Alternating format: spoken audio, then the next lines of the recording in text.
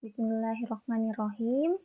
Pada video kali ini kita akan membahas tentang pH meter.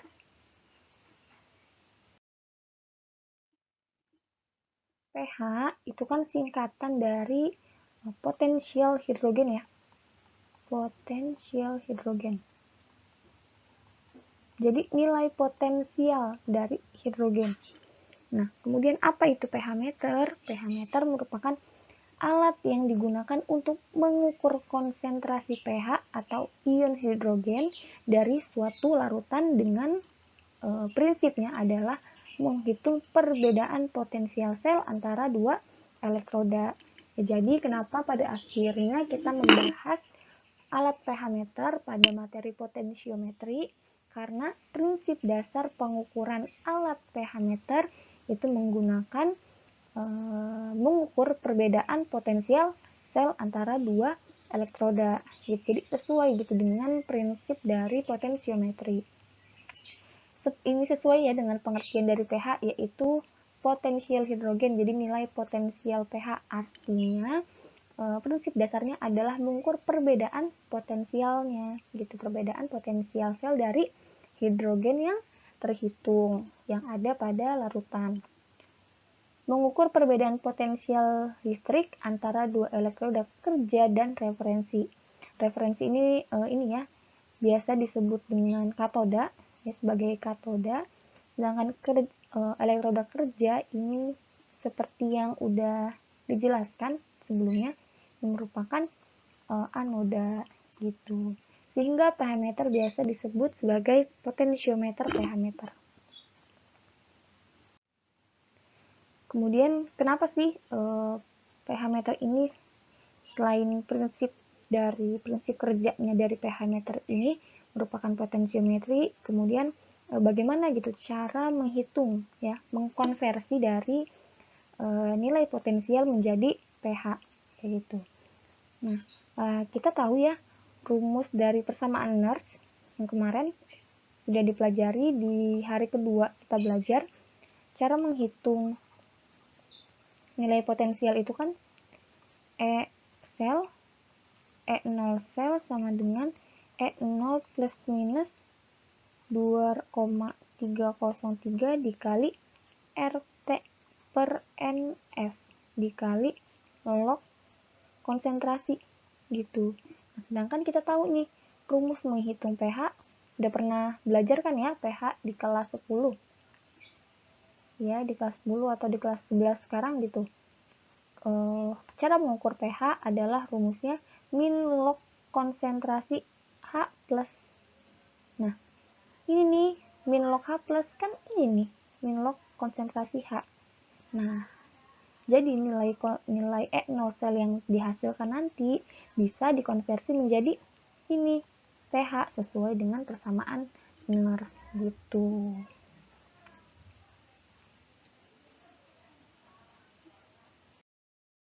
Selanjutnya ini merupakan alat ya, instrumentasi dari pH meter. Di sini ada elektroda nih, di sini ada elektrodanya ya. Di sini karena alatnya sudah lumayan canggih gitu. Jadi elektroda ini sudah gabung gitu antara elektroda kerja dengan elektroda referensi. Ini sudah gabung di satu bagian ini gitu. Kemudian ini ada larutan buffer ya. Larutan buffer itu kan larutan penyangga gitu. Jadi untuk mengkalibrasi pH meter itu. Kemudian ini adalah penyangga agar elektrodanya itu tertahan ya. Kemudian ini ada layar untuk mengatur ya, untuk mengatur apa yang ditampilkan, kemudian mengatur untuk mengkalibrasi, untuk mengset kalibrasi juga di sini nih tombol-tombolnya. Merupakan layar yang digunakan untuk menampilkan hasil pH yang terbaca. Nah, sebetulnya poin utama ya, bagian utama dari pH meter ada di sini nih, di bagian ujung sini. Ini merupakan elektroda kaca. Karena kita tahu ya bahwa sebelumnya elektroda kerja atau anoda itu ada yang disebut dengan elektroda membran. Nah, ini elektrodanya yang banyak dijual di pasaran kayak gitu. Nah, salah satu jenis dari elektroda membran itu ada elektroda kaca gitu. Nah, ini adalah bentuk dari elektroda kaca. Jadi bentuknya adalah lingkaran, lingkaran terbuat dari kaca tipis, tebalnya tuh sekitar 0,1 mm atau 0,5 gitu. Jadi rata-rata ukuran dari elektroda kaca ini sebesar ini 0,1 mm, kan tipis banget berarti ya. Nah, ini ada penutupnya lagi di sini karena kacanya itu sensitif, makanya dia biasanya dilapisi lagi dengan pinggir-pinggirnya ya, dilapisi lagi dengan plastik. Ini nih bagian hitam-hitam ini biasanya itu terbuat dari plastik kayak gitu. Jadi untuk melindungi si elektroda kacanya, tapi enggak ditutup, tapi hanya melindungi saja. Jadi misal ini ada elektroda kacanya, kemudian di sini nih pelindungnya di sini. Jadi biar tidak berbenturan langsung gitu dengan wadahnya. Kan khawatir ya, rawan, riskan gitu. Riskan untuk pecah maksudnya.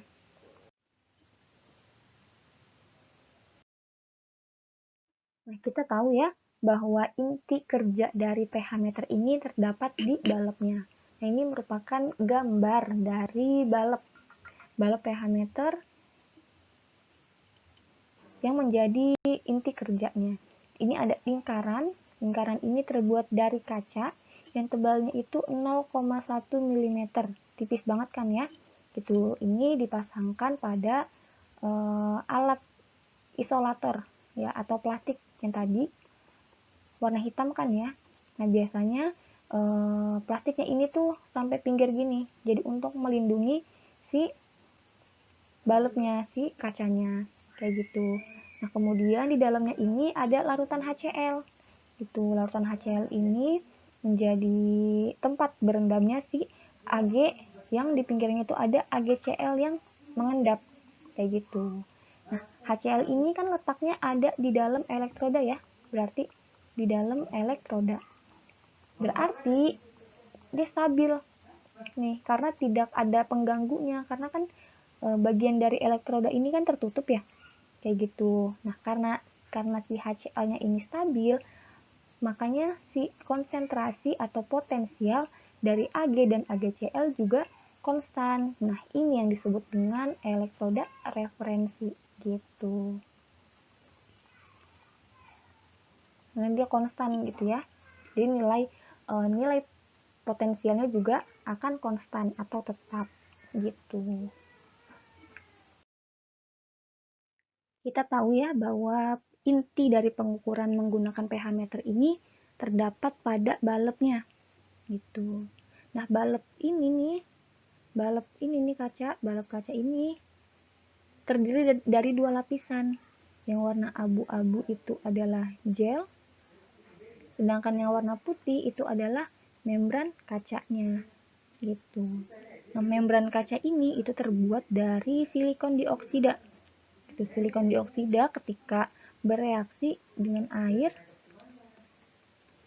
HNO+ akan membentuk HSiO+ ditambah dengan H2O.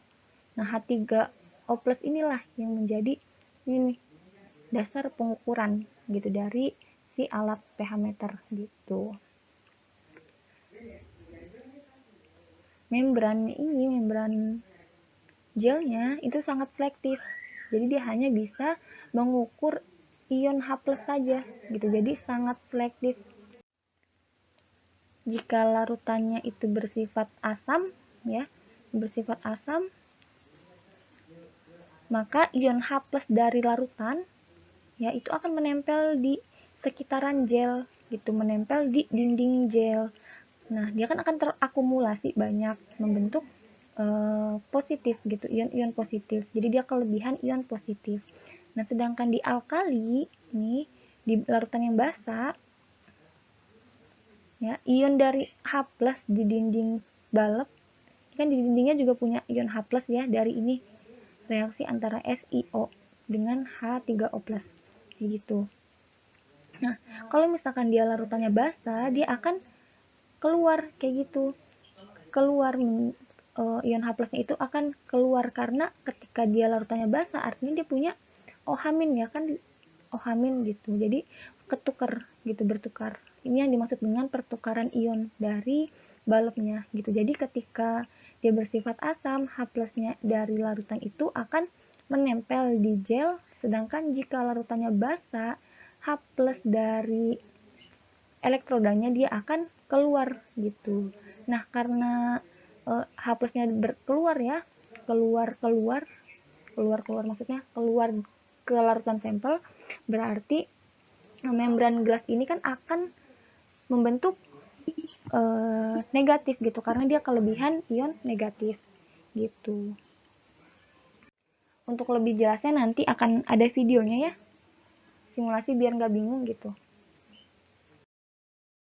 ya. Ini merupakan elektroda juga sama. Di sini ada bagian referensi ya. Ini di sini kan bagian kerjanya. Di sini ada bagian referensi elemen atau elektroda referensi gitu. Jadi nilainya ini adalah tetap karena dia sebagai katoda kayak gitu. Nah, di pH meter juga sudah mengandung alat pengukur suhu. Kenapa? Karena kita tahu tadi persamaan NERS itu kan E0 sel ya. E0 sel sama dengan E0 plus minus RT min NF dikali log konsentrasi ya. Nah, ini kan merupakan suhu. Artinya ada faktor suhu yang mempengaruhi hasil pembacaan dari nilai pH-nya ya. Makanya di alat pH meter itu sudah termasuk gitu dengan termometer. Gitu. Jadi untuk mengukur suhu, jadi nilai R-nya itu kan tetap, nilai suhunya itu terbaca ya, nilai suhunya terbaca di alat, kemudian N-nya juga tetap, F-nya tetap, kemudian E0-nya ini tetap kan ya, gitu, tetap, tadi si referensi tetap ya, kemudian ini, SL-nya ini akan didapat dari hasil pengukuran yang terbaca. Nah, kalau misalkan semua ini diketahui, sedangkan hanya log H+-nya yang tidak diketahui, berarti kan bisa dikonversi ya, dipindah ruaskan. Nah, hasil yang terbaca nanti bisa dua gitu, mau E0 sel kah, mau pH kah, kayak gitu. Jadi di alatnya itu bisa diatur apa yang mau ditampilkan gitu.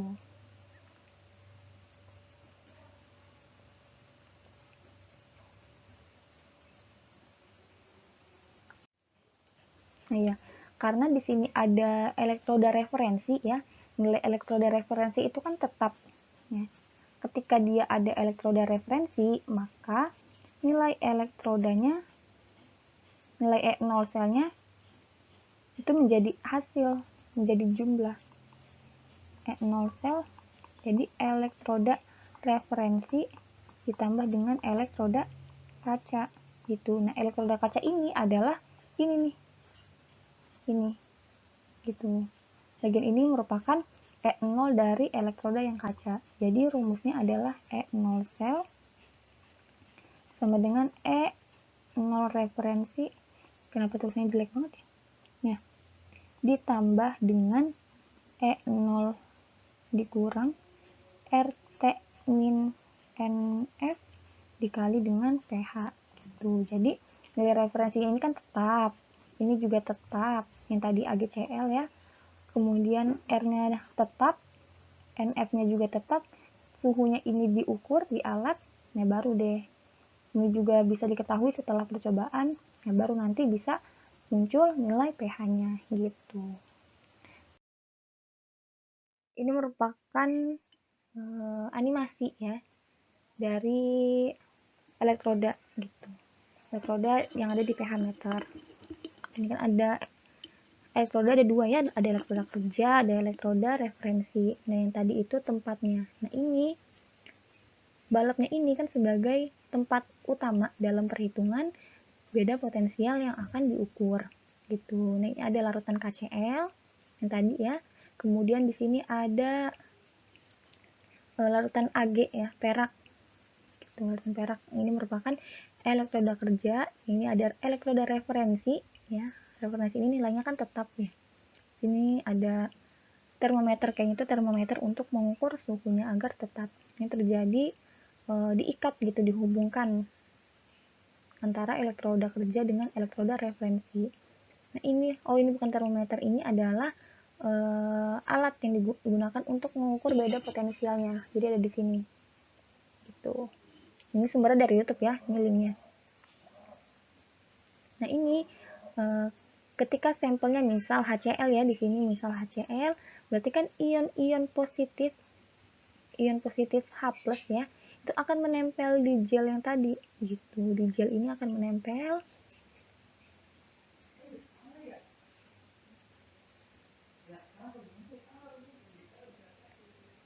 Ini akan menempel. Nah, di dalamnya tadi itu kan terbuat dari silika dioksida ya. Nah, dia juga punya ion H+ gitu. Jadi sama-sama menempel di dindingnya. Nah,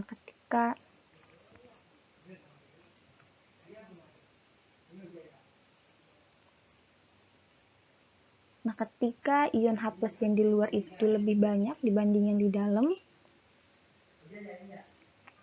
artinya dia pH-nya itu lebih kurang dari 7 atau asam ya. Sedangkan ketika jumlah H+-nya itu sama, maka pH-nya netral 7. Kemudian jika dia pH-nya itu lebih dari 7, artinya jumlah ion H+-nya itu lebih sedikit kayak gitu yang tadi, makanya dia bersifat negatif gitu. Nah, selanjutnya ini adalah gambaran ya, diagram dari alat pH meter.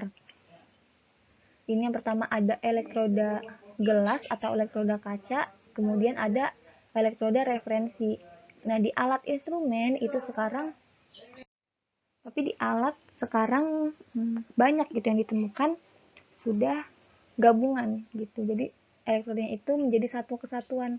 Nah, kalau zaman dulu itu kalau mengukur pH menggunakan alat potensio itu elektrodanya masih kepisah. Jadi yang dicelupin itu nggak hanya satu elektroda tetapi dua. Ini ada referensi, misal yang di sini ada elektroda kerjanya gitu. Nah, hasil dari pengukurannya itu kan berupa milivolt ya, mvolt. Nah, ini diukur pada alat yang disebut dengan amplifier gitu. Nah, ketika ion bermuatan positif ya, artinya dia pH-nya kurang dari 7, maka langsung kebaca di konverter. Kemudian ketika pH-nya itu kurang dari 7, maka kan tadi ya, lebih dari 7 dia akan bersifat negatif gitu. Jadi akan masuk ke R1, R2, kemudian baru bisa dikonversi. Nah, hasil konversinya ini akan diukur menggunakan persamaan Nernst tadi. Menggunakan persamaan Nernst, perhitungannya ada di mikroprosesornya ini. Nah, ketika sudah dihitung, maka hasilnya akan ditampilkan pada display atau biasa disebut dengan readout gitu. Jadi bagian ya untuk menampilkan hasil gitu.